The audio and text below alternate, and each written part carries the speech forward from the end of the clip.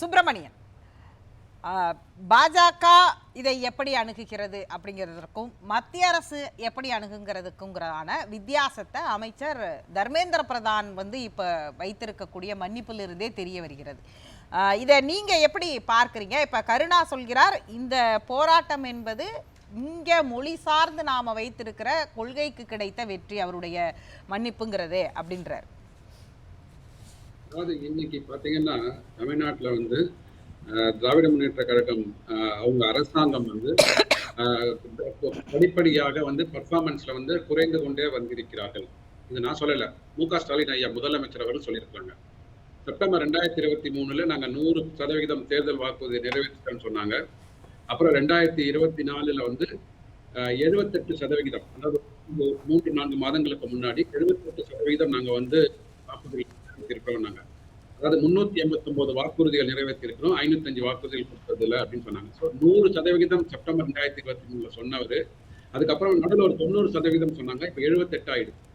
இப்படி நாள்பட வாக்குறுதிகளை நிறைவேற்றிய சதவிகிதம் குறைந்து கொண்டு வருகிறது. இது எந்த எதிர்கட்சி அரசியல்வாதிகளும் பேசுறதே கிடையாது. இது தமிழகத்துல பாத்தீங்கன்னா இன்னைக்கு பாத்தீங்கன்னா தொகுதி மறுசீரமைப்பு, நீங்க சொல்ற மாதிரி இந்த நியூ எஜுகேஷன் பாலிசி, இந்த மாதிரி போய் பிஜேபிக்கு அகேன்ஸ்டா எடுக்கிற ஆயுதங்களை கூர்மைப்படுத்திக் கொண்டிருக்கிறார்கள். இன்னும் ஒரு வருடத்துல தேர்தல் வர்றதுனால தமிழகத்தில் இருக்கிற இன்எஃபிஷியன்சி, தமிழகத்தில் இருக்கிற குறைபாடுகளை பேசுவதற்கு எந்த எதிர்கட்சி தலைவர்களும் முன்னாடி வரதே இல்லை, எந்த மீடியாக்களும் எடுக்கிறது இல்லை. ஜாக்டோ ஜியோ போராட்டம் பண்ணினாங்க. அதாவது ஒரு அரசாங்கம் என்பது ஒரு நிறுவனம் வச்சுக்கோங்களேன். நீங்க சொல்ற இந்த பிரச்சனைகள் எங்கேயாவது பேசு பொருளாகி இருக்கிறதா என்றால் செய்திகள்ல பேசு பொருளாகி இருக்கிறது. ஆனால் இதை எங்கே பாஜக பேசுகிறது?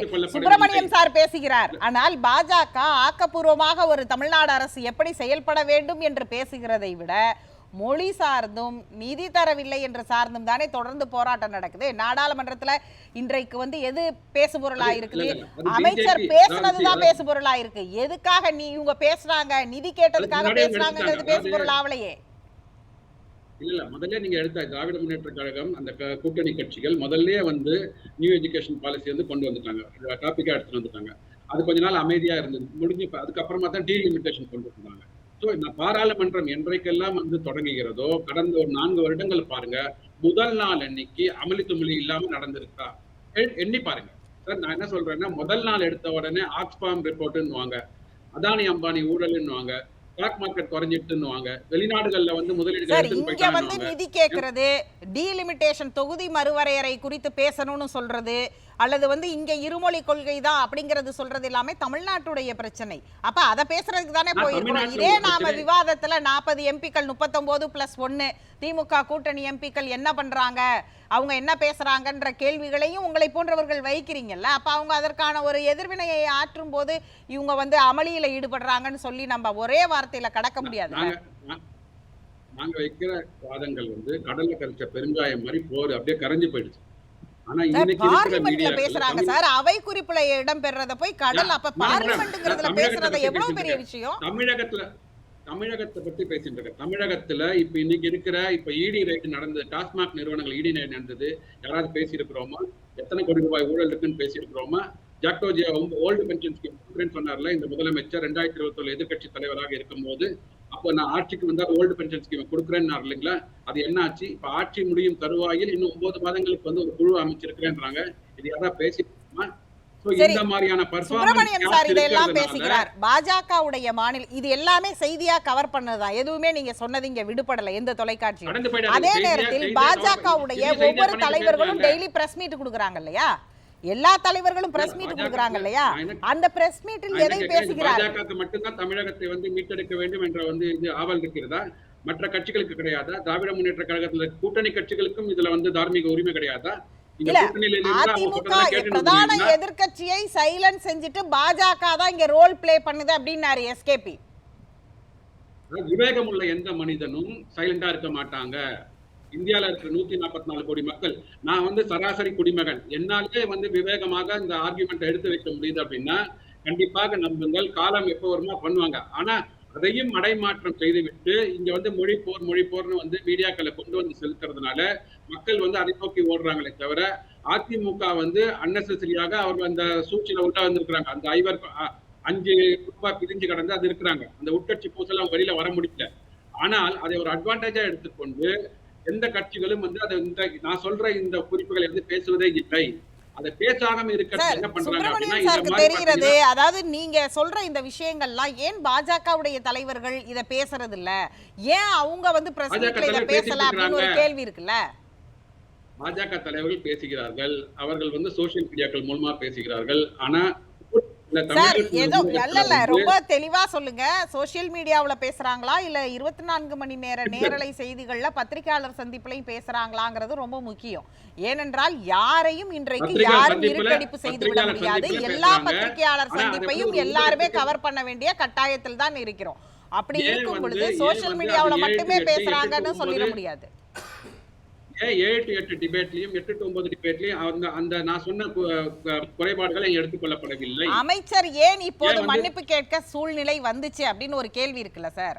நீங்க அந்த புள்ளிக்கு வரவே இல்லை. இதை பேசியிருக்கலாம் அதை பேசியிருக்கலாம்னு தான் நீங்க 5 நிமிஷமா பேசிட்டு இருக்கீங்களே தவிர அது ஏன் அந்த புள்ளிக்கு நகர்கிறார்?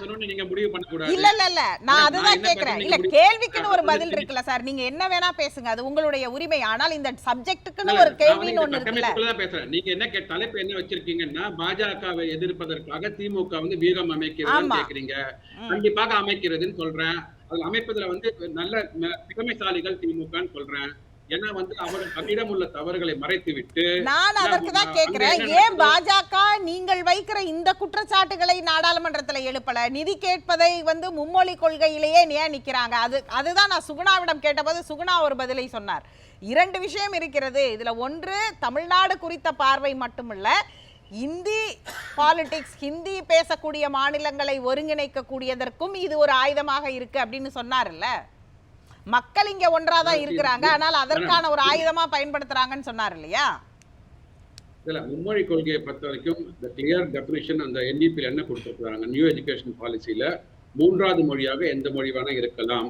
அந்த தமிழாக்க பண்ணி பார்த்தீங்கன்னா no language will be trusted on the people அப்படின்னு சொல்லியிருக்கிறாங்க. திணிக்கப்படாதுன்னு சொல்லியிருக்கிறாங்க.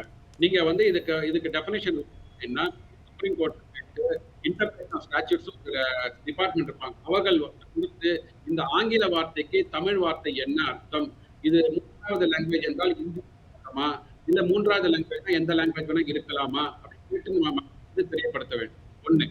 2வது, அவர்களே சொல்லியிருக்கிறாங்க எந்த திணிக்கப்படாது அப்படின்னு சொல்லியிருக்கிறாங்க. எந்த லாங்குவேஜ் திணிக்கப்படாதுன்ற போது எங்க திணிக்கப்படுகிறதுன்னு நம்ம கேட்கணும். இதை யாரும் கேட்கறது இல்லை. ஸோ அப்படி இருக்கும்போது ஆனா என்ன, இப்போ நமக்கு வந்து பாத்தீங்கன்னா இன்னைக்கு மடைமாற்றம் செய்வதற்காக இன்னைக்கு வந்து அவங்களுக்கு ஈஸியா வந்து பால் எடுத்து கொடுத்த மாதிரி அடிக்கிறாங்க. இப்போ ஐயா முன்னாடி திமுக பிரமுகர் சொல்லும் போது கூட ஃப்ரீ ஹிட் மாதிரி கொடுத்துட்டு இருக்காங்க. கொடுக்கறது வந்து ஆக்சுவலா இந்த ஃப்ரீ ஹிட் கொடுக்கறதுனால தான் அடிச்சிட்டு இருக்காங்க. இதை வந்து அனைத்து எதிர்கட்சிகளும் பாஜக உட்பட அனைத்து எதிர்கட்சிகளும் தெரிந்து கொண்டு திமுக அடுத்து என்ன ஸ்டாண்ட் எடுக்க போறாங்கன்றதை பார்த்து சிவில் லிமிட்டேஷன்றது வந்து எங்கங்க வந்தது? இப்போ யாருமே பேச பொருளாவே இல்லையே. நீங்க கேளுங்க, இப்ப அனைத்து கட்சிகள் அவங்க என்ன சொல்றாங்க, ஒரு நாள்ல நீங்க கொண்டு வந்துட்டீங்கன்னா அதன் பிறகு அதை எப்படி சரி செய்யறது? ஒரு 10 இடம் வந்து தமிழ்நாட்டுக்கு குறைய கூடாதுன்னு முன்னெச்சரிக்கை நடவடிக்கையா இருக்கிறதும் அல்லது அவங்களுடைய பயத்தை சொல்றதும் ஒரு இயல்பான ஒன்றுதான். அதை இல்லைன்னு மறுக்க வேண்டிய இடத்துலயும் இல்ல நாம இப்படிதான் செய்ய போறோம்ன்றத சொல்ல வேண்டிய இடத்திலும் மத்திய அரசு தானே இருக்கு. அதுதான். அதாவது இப்ப இந்த வாரத்தை யார் கொண்டு வந்தாங்க, இந்த லாஜிக்கை யார் முதல்ல கொண்டு வந்தாங்க? திராவிட முன்னேற்ற கழகம் தானே. மற்ற கூட்டணி கட்சிகளுக்கு இந்த மாதிரியான ஒரு கான்செப்ட் இருக்கு அப்படின்னு தெரியுமா? நம்ம என்ன நினைக்கிறோமோ, திமுக என்ன நினைக்குதோ அந்த நெகட்டிவை செட் பண்ணி அனைத்து கூட்டணி கட்சிகளும் இதற்கு முன்னாடிக்கு பாருங்க, இந்த கூட்டணி அனைத்து கூட்டணி கட்சி மட்டும் இல்ல, எதிர்கட்சிகளும் அந்த அனைத்து கட்சி கூட்டத்துல கலந்துக்கிட்டாங்க. அவங்களுக்கு ஒன்றும் இதுல வந்து இது இல்லை இல்லையா? இது வந்து திமுக, அவரிடம் எஸ்கேபி கருணா கூட தலைப்பு குறித்து ஒரு விளக்கத்தை சொன்னாரு. நீங்க வந்து இது திமுக பிரச்சனை மாதிரி சொல்றீங்க, இது திமுகவுடைய பிரச்சனை இல்ல, தொகுதி வரையறை திமுகவுடைய பிரச்சனையா, நிதி தராமல் இருப்பது திமுகவுடைய பிரச்சனையா, மொழி வந்து திமுகவுடைய பிரச்சனையா அப்படின்னு ஒரு கேள்வியை எழுப்பினார் இல்லையா? திமுகவோட பிரச்சனை தான். திமுக அரசாங்கத்தோட பிரச்சனை தான். ஏன்னா நியூ எஜுகேஷன் பாலிசியில மார்ச் 2024 சிவதாஸ் மீனாவில் கையெழுத்து போட்டார் இல்லையா? ஏன் அந்த கடிதம் வந்து மாற்றம் செய்யப்பட்டது, அதற்கு உண்டான விளக்கம் கொடுத்திருக்கிறாங்களா? மார்ச் 2024 15 மார்ச் NEP-ல அவர்கள் தான் 2024 முடியவே முடியாதுன்னு சொல்லிட்டாங்க இல்லையா? NEP has droppedங்கிறது தானே நேற்றைக்கு முதலமைச்சர் வந்து பதிவு செய்த அமைச்சர் தர்மேந்திர பிரதானுடைய கடிதத்தில் இருந்த வரியும் கூட. இது வந்து மே 2024ல இவர்கள் தேர்தல் சந்தித்தார்கள் ஐயா. அப்ப INDA கூட்டணி ஆட்சிக்கு வந்திருந்தால் இந்த கடிதமே மறைக்கப்பட்டிருக்கும். அதுதான் உண்மை. ஏன் வந்து ஒரு 2 வருடங்களுக்கு அப்புறமா வந்து 1.5 வருடங்களுக்கு அப்புறமா வந்து இன்னைக்கு அது பேசு பொருளாக மாறுகிறது? ஏன் வந்து அன்னைக்கு கொடுக்கும்போது என்ன நிலைப்பாடு? அன்னைக்கு MOU சைன் பண்ணுவோம்னு சொன்னாங்க இல்லையா? இந்த கல்வியாண்டு ஆரம்பிப்பதற்கு முன்னாடி நாங்க வந்து பாலிசி போட்டுடுவோம்னு சொன்னாங்க இல்லையா? ஏன் பாலிசி என்ன ஸ்டேஜ்ல இருக்குது? MOU PMC ஜூன் இது சார். 2024ல போட்டுடுவோம்னு It சொன்னாங்க is not, கல்வியாண்டு it is not, it was ஆரம்பிக்கும் never about NEP. It was never about NEP. MOU என்பது PMC பத்தி. State education policy ரெண்டையும் ஒரே conflict ஈக்குவலைஸ் பண்ணிட்டு பண்ணாதீங்க. இல்லையா? உங்க கிளாரிஃபிகேஷனுக்காக சொல்றேன். ஸ்டேட் எஜுகேஷன் பாலிசியை கான்ஸ்டியூட் பண்ணி 15/3/2024 அவர் கொடுத்த பேசுவோம் கடிதத்துல வந்து நாங்க இம்ப்ளிமெண்ட் பண்ணிடுவோம் சொன்னாங்களா இல்லையா? அந்த ஸ்டேட் எஜுகேஷன் பாலிசி எங்க இருக்கிறது இன்னைக்கு? நம்ம 2 வருடத்துக்கு முன்னாடி ஒரு குழு அமைத்தோமே, ஜவஹர் நேசன் இருந்தாரு. அந்த குழு இன்னைக்கு என்ன அறிக்கை ஸ்டேட் கொடுத்திருக்கிறது? எஜுகேஷன் பாலிசியை நிறைவேற்றாததுனால இந்த நிதியை நிறுத்தி வச்சிருக்காங்கன்னு புரிஞ்சுக்கலாமா? அதனால கிடையாது. அதாவது சமக்ர சிக்ஷா அபியான்ல வந்து ஒவ்வொரு வருடங்களும் ஒவ்வொரு பேசலாம். ஸ்கீமை வந்து கொண்டு செல்ல பேசலாம். வேண்டும். போன வருடம் வந்து கணித இது சுகுணா ICT சொல்றாங்களே, கம்ப்யூட்டருக்கு உண்டான நிதி ஒதுக்கீடை வந்து இவர்கள் கொடுத்தார்கள். அதை சரி செய்திருக்க வேண்டும். அது வந்து அது சரி செய்ததுக்கு அப்புறம் இம்ப்ளிமெண்ட் பண்ணினதுக்கு அப்புறமாக யூட்டிலைசேஷன் சர்டிபிகேட் ஒன்று கொடுப்பாங்க. அது கொடுத்ததுக்கு அப்புறம் அதுக்குண்டான நிதி வந்து அவர்களுக்கு கொடுக்கப்படும். பேசலாம் சுப்பிரமணியம். பேசுவோம். முடிச்சிருங்க, கம்ப்ளீட் பண்ணிருங்க அந்த சென்டென்ஸ். PMC ஸ்கூல்ஸ், அதாவது மாநிலங்கள்ல உள்ள அந்த கேந்திர வித்யாலயா ஸ்கூல் ஏற்கனவே PMC அடாப்ட் ஆகியிருக்கும். மற்ற பள்ளி கல்வி நிறுவனங்கள்ல வந்து நீங்க PMC ஸ்கூல் திட்டங்களை வந்து கொண்டு செல்லுங்க. அதுதான் இந்த வருஷத்தோட அப்ஜெக்டிவ். பேசலாம். அதனாலதான் உங்களுக்கு அந்த ஃபண்ட் வந்து லாக் ஆகி நின்று கொண்டிருக்கிறது. நீங்க குறுக்கிட்டீங்க. மூன்றாவது மொழிங்கிறது வந்து இந்தியை திணிக்கவில்லை. இது வந்து தொடர்ச்சியாகவே சொல்லிகிட்டே இருக்கிறாங்க. மும்மொழி கொள்கைங்கிறது எல்லா வேற எந்த இந்திய மொழிகளை வேண்டுமானாலும் படிக்கலாம்னு. இதுக்கு மறுபடியும் கேட்கப்படக்கூடிய கேள்வினா நடைமுறை சாத்தியம் என்ன? எனக்கு வந்து பங்காளி படிக்கணும், வங்காளம் படிக்கணும் அப்படின்னு சொன்னால், வங்காள மொழி படிக்கணும்னா அதுக்கான ஆசிரியர்கள் எங்கே அப்படிங்கிறதுக்கு இது வரைக்கும் எந்த பதிலுமே கிடையாது. அப்போ நடைமுறை சாத்தியம் என்ன? இங்கே தாய்மொழியை கற்பிக்கக்கூடிய ஆசிரியர்களை தாண்டி ஹிந்தி படிக்கிறதுக்கு தான் டீச்சர்ஸ் இருக்காங்கிறது தான் யதார்த்தமான உண்மை.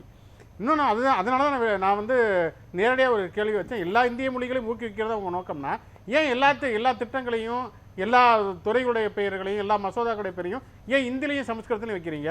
எல்லா இந்திய மொழிகளையும் ஒன்று வைங்களேன், ஏன் வைக்க மாட்டேங்கிறீங்க? அதுக்கு பதிலே இல்லை இது வரைக்கும். பேசலாம்.